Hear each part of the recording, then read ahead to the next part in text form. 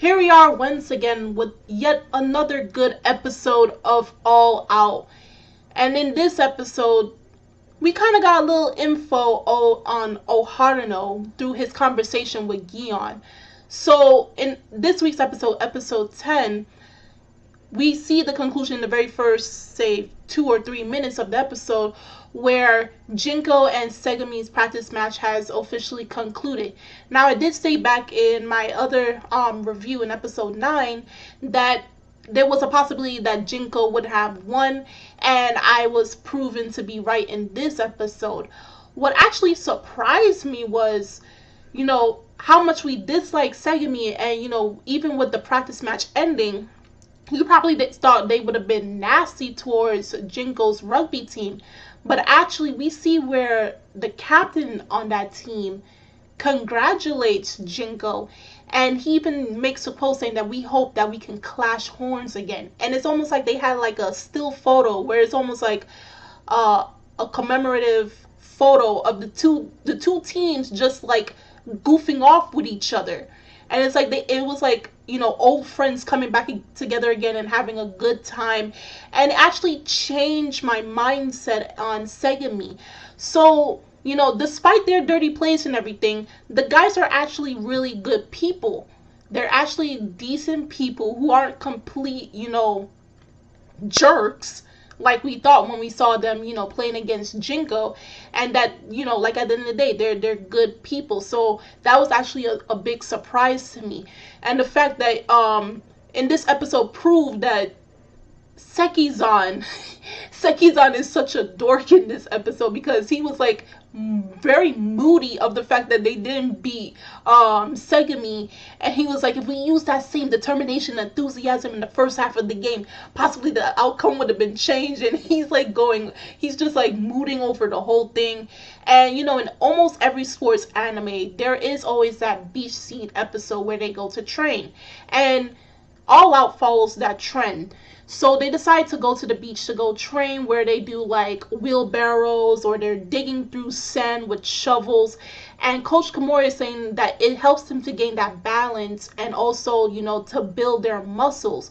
So, they're digging the holes and they have to fill them back in, and they have to run back and forth, and they have to carry all of their members. So expect, some people are very heavy. The good thing about All Out is that the diversity in body types, ranging from like a lean person to someone that's very thick bone and big. So imagine having to carry your teammates that are possibly twice your size back and forth. Even there was a lot of funny moments in that scene, especially with, again, Sekizan, when Hachioji was carrying him, and Sekizan is like a princess, and he's just holding his hands like this in Hachioji's arms.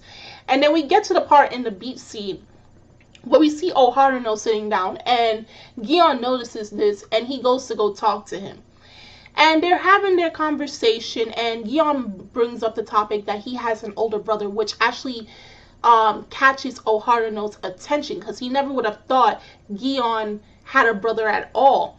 So the one thing about these two characters is that even though Oharano is more experienced in rugby than Gion, the fact that they decided to join Jinko's rugby team puts them at the same playing field. That now they are both starting at the starting line in this school, and they have the same goal, which is to win Hanazono.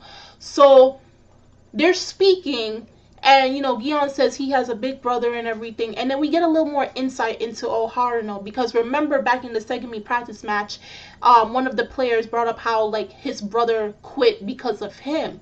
And we see a little flashback when they were children, and it was actually his brother who introduced Oharano to rugby. When he used to go to the rugby school, his little brother introduced him because he used to love rugby when he was younger. And of course, Oharano surpassed his brother, was better than him in rugby, and of course his brother felt some type of emotion. I believe he was feeling jealous of the natural talent his older brother had for the game, while he always was pushing himself to be better.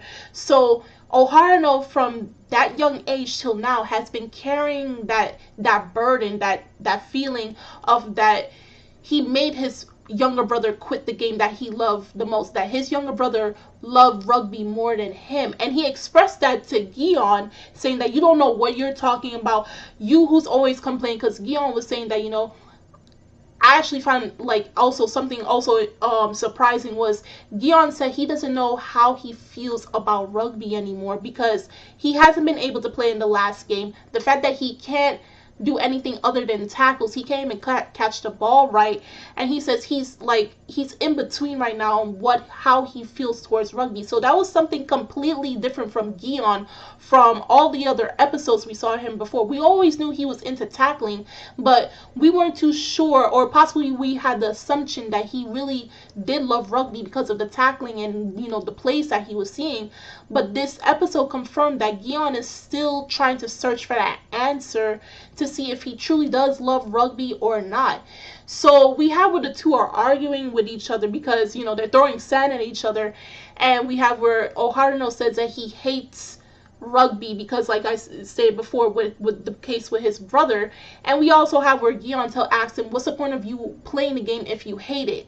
And Oharano's answer towards that question, why do you hate the game and yet you're still playing it, is that he's going to continuously play rugby until his brother picks back up the game. That's his whole reason why he continues to play it. Even though he hates it, it's just that he's playing it for the sake of his brother. And Gion, I think he's still searching for his answer, but he made a declaration that he's going to become so good that he's able to take out all the big guys on any team, even Sumiyaki, Oharano, and everyone, and he'll be just that type of player that's good enough to be put on the team and be able to play in matches. It came down into the episode where they were still on the beach scene, but Oharano gave Gion kind of like what type of position would fit Gion due to what he's already good at, which is tackling. And that position is a flanker. And they kind of compared it to that of a forward. So my guess in rugby is the forward is the person who, they're in the front lines and then they're the ones who go on the offensive. So Gion goes with Raita to Ryojin. And that school has been placing first during the Hanazono Championships for the Nationals for at least 15 years. So they always go to Nationals for the past 15 years. And they're going there to spy on the team. And we come to be introduced to two new characters. They're twin brothers, even though they don't look alike. And they go by the names of Kokuto and Sekito. And both of them, I believe, are forwards. But Sekito is nationally known within the high school rugby teams. He is the best flanker out of all the schools. Because the way he was playing, like, he was using his height and his build to just dodge and go underneath and tackle even better than his bigger, more physically bigger brother.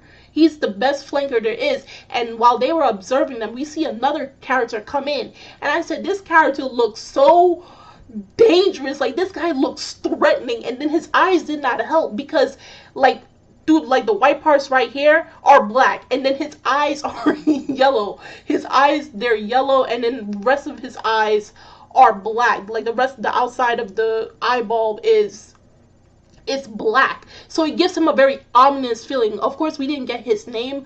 Next week we will. But he comes to see Gion and Raita spying on the team. And he comes saying that, I came a little late because I had a stomach ache due to eating so much shaved ice. And I laughed at that because it contradicted with how he was looking.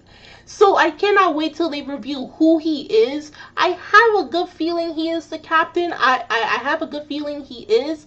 If he's not, then he must be like one of the players that, Jinko has to definitely look out for, especially that this school has been going to nationals and possibly winning first place for 15 years. This is one school that they have to keep their eyes on. But nonetheless, this episode was good. It had its funny moments, and we got clarification on Oharano and Gion, and it seems that they may have gotten closer as teammates. So if you guys saw this week's episode of All Out, do drop a comment down below on how you felt about this week's episode. The links are in the description box as always. And I'm Kimmy Chan of Anime Legends Podcast, and I will see you guys later. Bye.